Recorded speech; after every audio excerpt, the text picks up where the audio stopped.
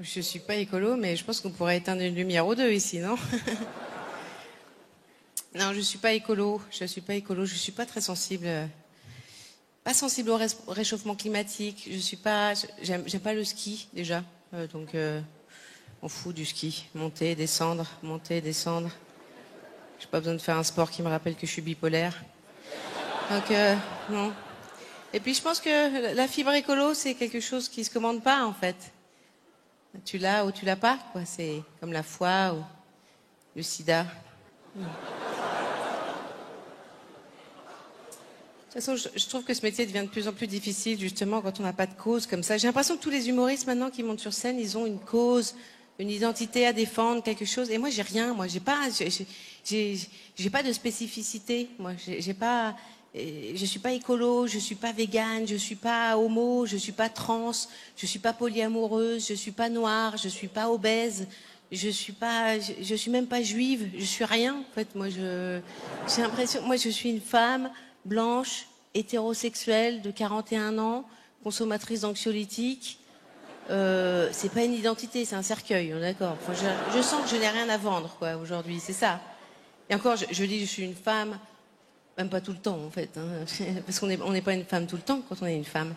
On n'est pas une femme tout le temps, c'est vrai. Moi le matin quand je me lève, je suis pas une femme. Enfin, on ne se connaît pas, mais je vous assure que le matin, quand je me lève, je ne suis pas une femme. Hein. Je suis beaucoup plus proche d'un Annie Girardot, quelque chose comme ça. Mais je ne suis pas une femme le matin. On n'est pas une femme tout le temps quand on est une femme. C'est important de le dire. Par contre, on sait quand on devient une femme. Ça, oui. Moi, je sais que je suis devenue une femme le jour où j'ai couché avec un homme marié. C'est là que je suis devenue une femme. Non, parce qu'on a tendance à dire qu'on devient une femme quand on a ses règles. Moi, pas du tout. Pas du tout. Moi, le jour où j'ai eu mes règles, j'ai surtout pris conscience que j'étais complètement dépressive. Parce qu'on m'avait dit, oui, tu vas voir, on est triste hein, pendant les règles et un peu avant. Moi, ça ne change rien du tout. Donc, je pense qu'il y a un problème. Voire même, je suis plus gaie pendant les règles, moi. Donc, je pense vraiment qu'il y a un problème de chimie interne. Mais par contre, le jour où tu te fais doigter avec une main, avec une alliance dessus, là, il se passe quelque chose, là. Là, le roman peut commencer vraiment. Là, c'est bonjour Anna Karenine, bonjour Emma Bovary. J'ai enfin la certitude que ma vie va mal finir. Je suis une femme. C'est là, c'est à ce moment-là. C'est l'image de la main du mec avec l'alliance dessus, entre tes cuisses, qui te fait devenir une femme brutalement. C'est ça. C'est ça la réalité. D'ailleurs, il faut préciser que c'est pas le doigt qui est bagué qui doite, hein, bien sûr. Je pense que c'est pour ça d'ailleurs qu'on met l'alliance au 4e doigt. Ah oui, bien sûr, parce que c'est le seul doigt qui n'a aucune chance de se retrouver dans une chatte, hein, ce doigt-là, parce qu'on ne fait rien avec ce doigt-là tout seul, tu ne fais rien. C'est le doigt au chômage, tout seul, tu ne fais rien avec ce doigt-là.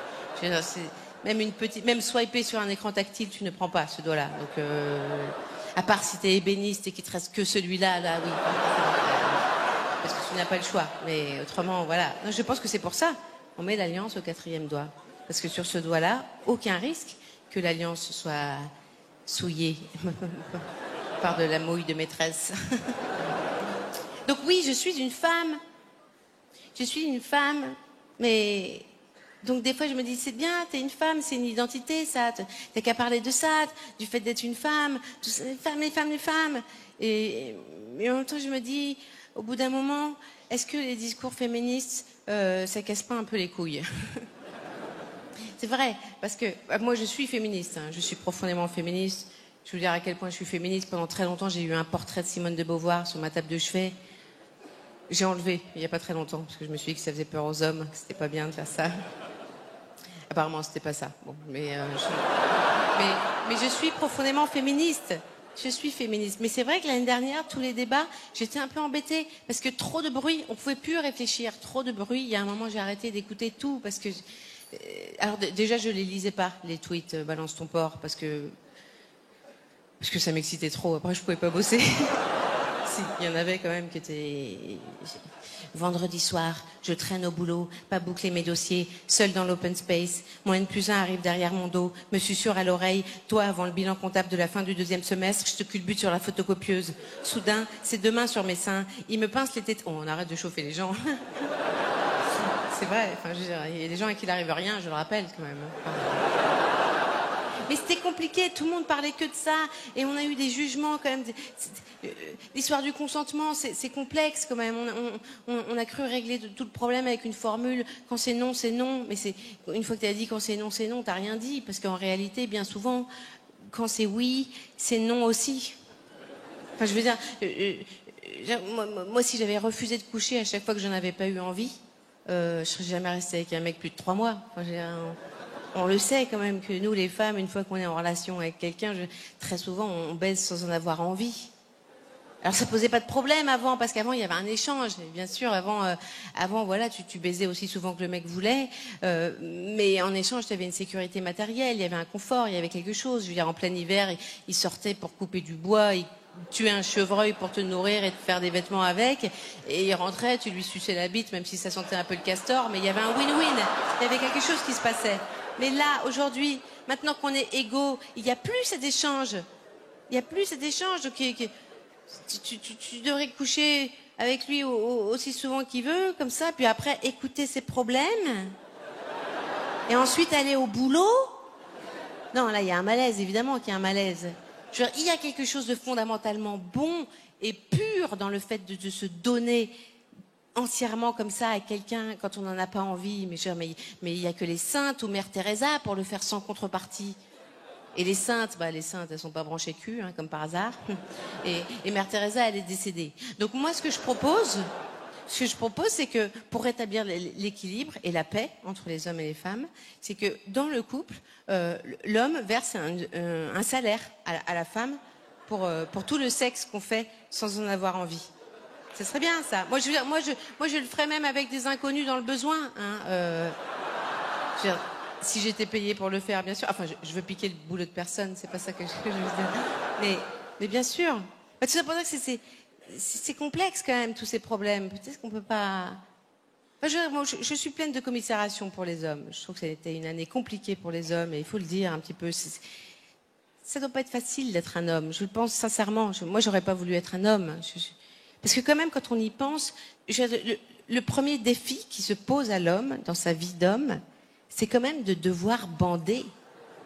Son statut d'homme viril dépend d'un processus physique qu'il ne peut pas contrôler par la volonté. C'est quand même une servitude monstrueuse quand on y pense. Parce que nous, au pire, le jour où on n'est pas dedans, un peu de bave et on reste féminine, on est d'accord. L'homme doit bander. Et c'est monstrueux, mais l'origine de la virilité, c'est ça. Tu dois gouverner ta propre teub. Mais quel défi monstrueux! Tu m'étonnes qu'une fois qu'ils y sont arrivés, ils pensent qu'il faut qu'ils gouvernent le reste du monde. Les mecs, ça doit rendre mégalo, évidemment. Mais l'enfer que ça doit être, mais c'est une prison, cette bite. C'est une prison. La parano que ça doit créer de devoir bander, mais j'ose même pas imaginer. Mais moi, je me suiciderais. Je me suiciderais, franchement. La parano injustifiée, en fait, objectivement. Enfin, je tiens à rassurer les hommes qui ne seraient pas ce soir. C'est pas vrai. Aucune femme ne va humilier un mec qui bande pas au lit. On ne fait pas ça. Le mec qui fait excuse-moi chérie, je bande mou, désolé. Eh ben débrouille-toi, prends un chausse-pied, mais fous-la moi dedans. Non, ça n'arrivera pas. Ça ne vous arrivera pas. Vraiment. Vous pouvez être rassurés là-dessus. Ça ne vous arrivera pas. Mais quand même, je pense que de ce point de vue-là, c'est quand même beaucoup plus simple d'être une femme. D'autant plus que c'est même pas terminé une fois qu'on bande. Parce que la virilité exige la bandaison suivi de la pénétration. C'est tout le voyage qui nécessite... Non, mais c'est ça.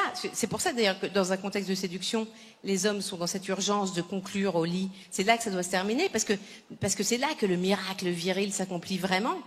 Alors que nous, les femmes, dans la séduction, on n'a pas besoin d'aller jusqu'à la baise, techniquement, pour être rassurées narcissiquement en tant que femme. Nous, non. Nous, dans la séduction, on a juste besoin d'aller jusqu'à ce point où on sent dans le regard du mec qu'on pourrait briser sa vie. C'est ça. On se sentir qu'on pourrait être transformé en lavette. C'est ça qu'on veut voir. On veut voir cet éclat dans l'œil qui s'éteint. On veut voir ça. On veut voir qu'on pourrait lui chier dans le cœur tous les matins sans qu'il se rebelle. C'est ça qu'on veut voir. Mais on n'a pas besoin de baiser, on n'est pas des sauvages. Vous voyez ce que je veux dire? Bien sûr. Et c'est compliqué. Et je